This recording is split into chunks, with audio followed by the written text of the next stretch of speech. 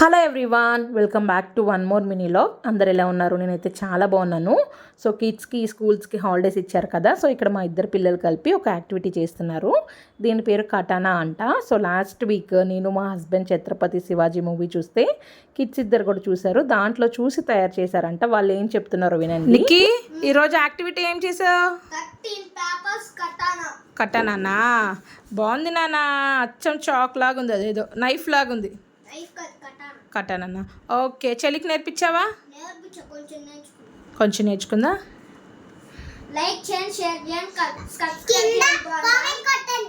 Subscribe చేయండి. Okay, ఎలా ఉందో కామెంట్ చేయాలా?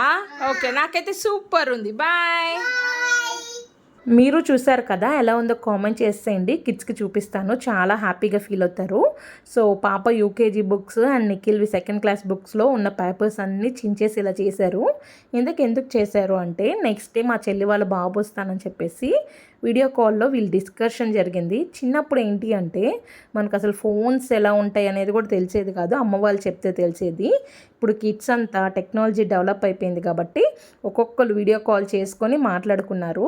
ఇదైతే ఇంకా నిన్నటి వీడియో, అంటే ఏప్రిల్ 24న చెల్లి వాళ్ళ పెద్ద బాబు వచ్చాడు. ఫస్ట్ టైం వాడు ఒక్కడు ఇలా రావటము. దట్టు ఇప్పుడు వాడికి 9 years వచ్చినాయి కాబట్టి చెల్లి కూడా వదిలేసింది. వాడు వస్తాం వాళ్ళు చేసిన కటానాన్ని చూపించి కొంచెంసేపు ఆడుకున్నారు.